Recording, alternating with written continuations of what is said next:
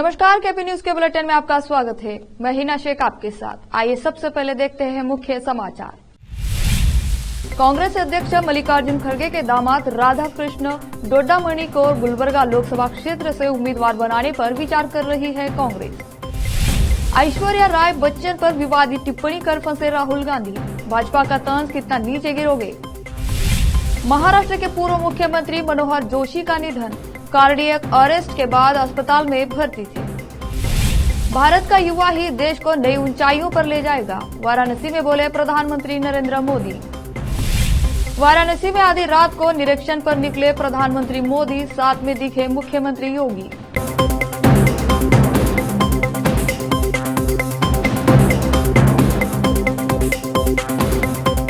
अब समाचार विस्तार से।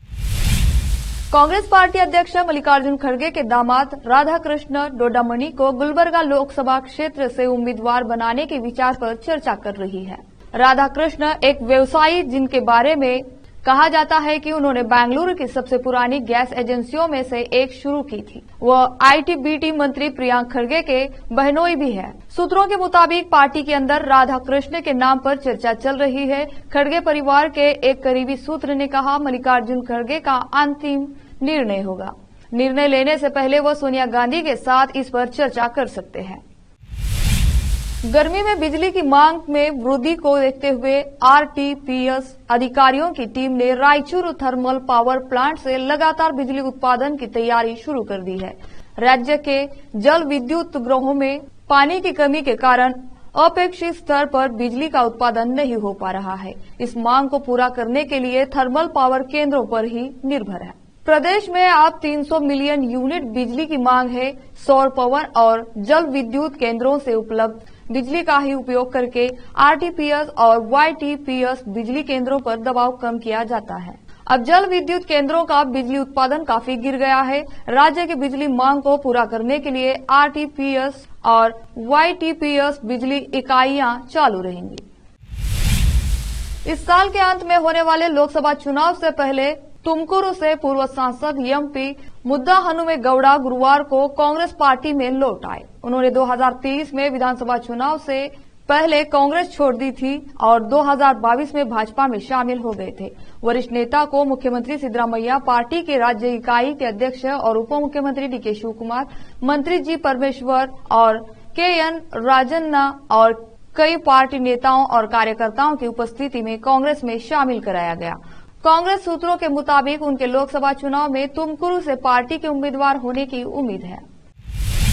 हाल ही में भारत जोड़ो न्याय यात्रा के दौरान राहुल गांधी ने उत्तर प्रदेश में एक जनसभा में मशहूर फिल्म अभिनेत्री ऐश्वर्या बच्चन के खिलाफ विवादित टिप्पणी कर दी थी। इसे लेकर राहुल गांधी को तीखी आलोचना का सामना करना पड़ रहा है।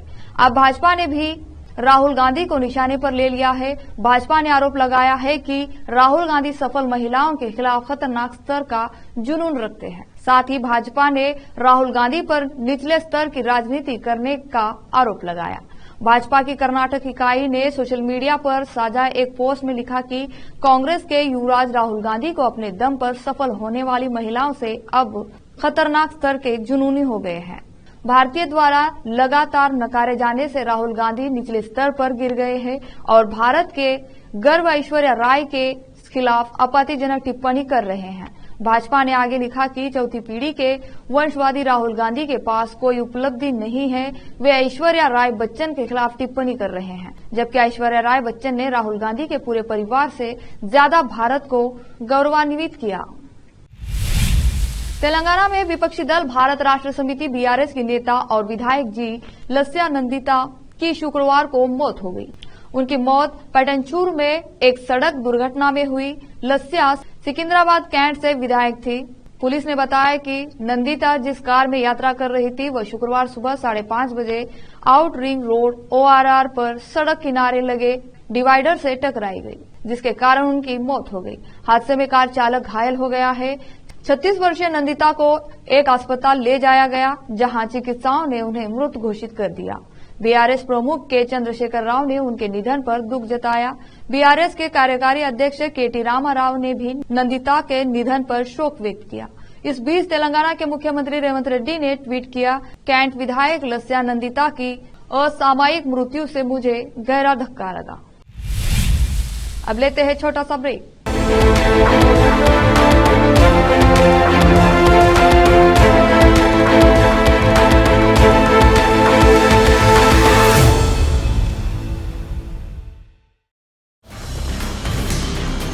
हिंदुस्तान के हर कोने में हम हैं मौजूद। 24 घंटे हालात पर गहरी नजर, खबरों से जुड़े चुपते सवालात और आपको दिखाता है धार्मिक, सामाजिक, राजनीतिक, लोकल और इंटरनेशनल न्यूज की सबसे बेहतर कवरेज, जो आपको रखती है हर पल बाखबर। देश और दुनिया भर की खबर के लिए देखते रहें केपी न्यूज 24/7।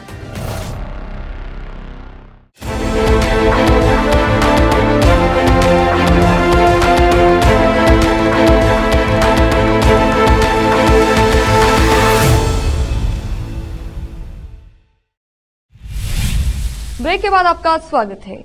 जहीराबाद में royal green city bus stand के पीछे चन्ना रेड्डी कॉलोनी के पास निर्माण की गई सुजात अली मस्जिद का उद्घाटन समारोह 25 फरवरी रविवार को सुबह 9:30 बजे से जोहर की नमाज तक आयोजित किया जा रहा है। इस अवसर पर समाज के सुधार में मस्जिदों की भूमिका और मस्जिदों की सुरक्षा शीर्षक पर एक जनसभा का आयोजन किया जाएगा। मौलाना हुसामुद्दीन सानी आकिल उर्फ जाफर पाशा आमीर मिल्लत इस्लामिया तेलंगाना और आंध्र अध्यक्षता करेंगे। इनके अलावा दूसरे उलमा उपस्थित रहेंगे। मस्जिद की प्रबंध कमेटी के सैयद मतीन, खिजर खान, मोहम्मद वसीम, मोहम्मद आमिर और सुजात अली। मस्जिद कमेटी के सभी सदस्यों ने सभी से तय समय पर उपस्थित होने की अपील की है। जहीराबाद से मोहम्मद नियामतुल्लाह की रिपोर्ट। बिस्मिल्लाहिर्रहमानिर्रहीम। हमारे तमाम ही शहरियान ज़हीराबाद, बिलखुसूस ज़हीराबाद और अतराफ़ अकनाफ़ के तमाम ही बिरादरान इस्लाम को ये इंतहाई खुशी और मसरत भरी इत्तला देते हुए हमें निहायत खुशी महसूस हो रही है कि ज़हीराबाद की सरज़मीन पर एक इंतहाई खूबसूरत और हसीन व जमील मस्जिद शुजाअत अली, जो रॉयल ग्रीन सिटी चन्ना रेड्डी कॉलोनी बस स्टैंड के पीछे माशाल्लाह इंतहाई खूबसूरत मस्जिद तामीर हुई है। और उस मस्जिद का इफ्तिताही तकरीब की मुनासबत से 25 फरवरी बरोज़ इतवार को सुबह 9:30 बजे से ज़ोहर की नमाज तक एक इंतहाई अज़ीमुश्शान इजलास बाउनवान समाज की इस्लाह में मसाजिद का किरदार और तहफ़्फ़ुज़ मसाजिद, इस उन्वान पर अज़ीमुश्शान इजलास मस्जिद की इफ्तिताह की मुनासबत से मुनाकिद किया जा रहा है। इस इजलास की सदारत हमारी रियासत के मायानाज़ आलिम दीन हज़रत मौलाना हुसामुद्दीन सानी आकिल अलमारूफ़ जाफ़र पाशा साहब, मुहतमिम दारुल उलूम हैदराबाद व अमीर मिल्लत इस्लामिया तेलंगाना इंशाअल्लाह इजलास की सदारत फरमाएंगे। और बहैसियत मेहमान खुसूसी मुल्क के मायानाज़ आलिम दीन all India Muslim personal law board के रुकन आमिला हज़रत मौलाना अबू तालिब रहमानी साहब कलकत्ता से। अस्सलामु अलैकुम रहमतुल्लाहि बरकातहू। मैं मोहम्मद ताहिर मस्जिद हज़ा Shujaat Ali Zaheerabad royal green city तमाम शहरियान ज़हीराबाद को ये बड़ी मसरत से अतला दी जाती है कि 25 फरवरी 14 शाबान मुअज़्ज़म बरोज़ इतवार सुबह 9:30 बजे से 2 बजे तक मस्जिद का इफ्तिताई प्रोग्राम अमल में आ रहा है। आप तमाम हज़रात से गुजारिश की जाती है कि वक्त मुक़र्रर पर पहुंचकर इस कमेटी की हिम्मत अफजाई करें और ज़ोहर की नमाज ठीक 2 बजे अदा की जाएगी और उसके बाद ताम का नज़्म रहेगा। महाराष्ट्र के पूर्व मुख्यमंत्री और पूर्व लोकसभा अध्यक्ष मनोहर जोशी का शुक्रवार को निधन हो गया। सुबह करीब 3 बजे मुंबई के एक अस्पताल में अंतिम सांस ली। वे 86 साल के थे। उन्हें कार्डियक अरेस्ट के बाद यहां भर्ती कराया गया था। सूत्रों के मुताबिक महाराष्ट्र के पूर्व मुख्यमंत्री को बुधवार को पीडी हिंदुजा अस्पताल के आईसीयू में भर्ती कराया गया था। उन्होंने निजी चिकित्सा सुविधा में अंतिम सांस ली। इससे पहले अस्पताल ने गुरुवार को एक बयान में कहा था कि 86 वर्षीय मनोहर जोशी गंभीर रूप से बीमार थे। शिवसेना के दिग्गज नेता को पिछले साल मई में ब्रेन हैमरेज के बाद इसी अस्पताल में भर्ती कराया गया था। मनोहर जोशी 1995 से 1999 तक महाराष्ट्र के मुख्यमंत्री रहे और विभाजित शिवसेना से राज्य में शीर्ष पद पर आसीन होने वाले पहले नेता थे। वह सांसद के रूप में भी चुने गए और 2002 से 2004 तक लोकसभा अध्यक्ष रहे। जब अटल बिहारी वाजपेयी की सरकार सत्ता में थी, महाराष्ट्र के मुख्यमंत्री देवेंद्र फडणवीस ने पूर्व सीएम मनोहर जोशी के निधन पर शोक व्यक्त। प्रधानमंत्री नरेंद्र मोदी ने मनोहर जोशी के निधन पर दुख जताया। उन्होंने ट्वीट किया कि मनोहर जोशी के निधन से दुख हुआ। वह एक अनुभवी नेता थे जिन्होंने सार्वजनिक सेवा में वर्षों बिताए और नगर पालिका, राज्य और राष्ट्रीय स्तर पर विभिन्न जिम्मेदारियां निभाई। उन्होंने सभी 4 विधानमंडलों में सेवा करने का सम्मान मिला है। उनके परिवार और समर्थकों के प्रति संवेदनाएं। प्रधानमंत्री नरेंद्र मोदी के वाराणसी दौरे का आज दूसरा दिन है। आज पीएम मोदी बनारस हिंदू विश्वविद्यालय पहुंचे। इस दौरान पीएम मोदी ने कहा कि जिस काशी को समय से भी प्राचीन कहा जाता है, जिसकी पहचान को युवा पीढ़ी जिम्मेदारी से सशक्त कर रही है, यह दृश्य हृदय में संतोष भी देता है, गौरव की अनुभूति भी करता है और यह विश्वास भी दिलाता है कि अमृतकाल में सभी युवा देश को नई ऊंचाइयों पर ले जाएंगे। पीएम मोदी ने कहा कि काशी ने करने वाले तो सिर्फ महादेव है। पीएम ने कहा कि काशी में पिछले 10 साल में विकास के जो भी कामकाज हुए हैं, उसे लेकर आज 2 किताबें लॉन्च की गई हैं। इन किताबों में काशी के 10 साल की विकास यात्रा के हर पड़ाव और यहाँ की संस्कृति का वर्णन किया गया है। भारत में शादी का विशेष महत्व है। हर लड़की और लड़के की चाहत होती है कि उसकी शादी हो। दोनों की शादी के लिए एक उम्र भी तय की गई है। अगर किसी की शादी नहीं होती है तो पड़ोसी के साथ ही रिश्तेदार भी ताना मारने लगते हैं। मध्य प्रदेश के दमोह में रहने वाले 30 साल के एक शख्स के साथ भी ऐसा कुछ हुआ। इस 30 वर्षीय शख्स का नाम दीपेंद्र राठौड़ है, जिसकी शादी नहीं हुई है। दीपेंद्र राठौड़ ई रिक्शा चलाता है। इसकी शादी नहीं हुई तो उसने अनोखा तरीका अपनाया। दीपेंद्र ने अपने ई रिक्शा में बड़ी होर्डिंग लगा रखा है, जिसमें उसने अपनी पूरी डिटेल दी है। इस होर्डिंग में उसने शिक्षा, हाइट, ब्लड ग्रुप आदि लिख रखा है। ई रिक्शा को लेकर वह शहर में घूम रहा है। वो ई रिक्शा को जहां लेकर जाता है, लोग होर्डिंग में लिखी बातों को पढ़ने लगते हैं। इस समय वह शहर में चर्चा का विषय बना हुआ है। उसका कहना है कि वह 30 साल का हो चुका है, लेकिन कोई रिश्ता नहीं आ रहा है। उसकी चाहत है कि शादी हो जाए, इसलिए वह ऐसा करने के लिए मजबूर है। होर्डिंग में उसने एक खास बात लिखी है कि उसने लिखा है, शादी करने में जाति और धर्म कोई बंधन नहीं है। किसी भी जाति और धर्म की युवती या उसके परिवार के लोग शादी का प्रस्ताव लेकर उसके पास आ सकते हैं। फिर से लेते हैं छोटा सा ब्रेक। हिंदुस्तान के हर कोने में हम हैं मौजूद। 24 घंटे हालात पर गहरी नजर, खबरों से जुड़े चुपते सवालात और आपको दिखाता है धार्मिक, सामाजिक, राजनीतिक, लोकल और इंटरनेशनल न्यूज की सबसे बेहतर कवरेज, जो आपको रखती है हर पल बाखबर।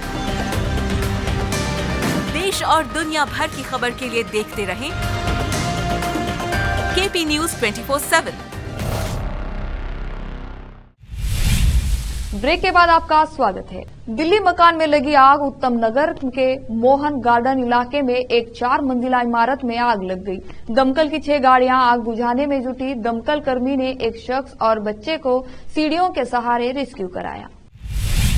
प्रधानमंत्री नरेंद्र मोदी गुजरात में लंबे और व्यस्त दिन के बाद गुरुवार शाम को अपने संसदीय क्षेत्र वाराणसी पहुंचे।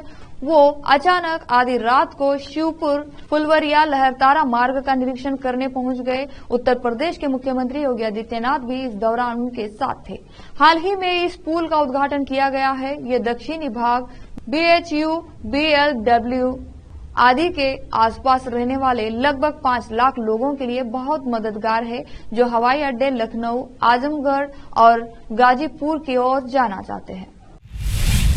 आखिर में फिर से देखते हैं मुख्य समाचार। कांग्रेस अध्यक्ष मल्लिकार्जुन खड़गे के दामाद राधा कृष्ण डोडामणि को गुलबर्गा लोकसभा क्षेत्र से उम्मीदवार बनाने पर विचार कर रही है कांग्रेस। ऐश्वर्या राय बच्चन पर विवादित टिप्पणी कर फंसे राहुल गांधी, भाजपा का तंज कितना नीचे गिरोगे। महाराष्ट्र के पूर्व मुख्यमंत्री मनोहर जोशी का निधन, कार्डियक अरेस्ट के बाद अस्पताल में भर्ती थे।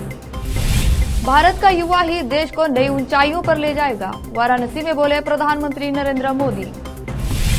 वाराणसी में आधी रात को निरीक्षण पर निकले प्रधानमंत्री मोदी, साथ में दिखे मुख्यमंत्री योगी।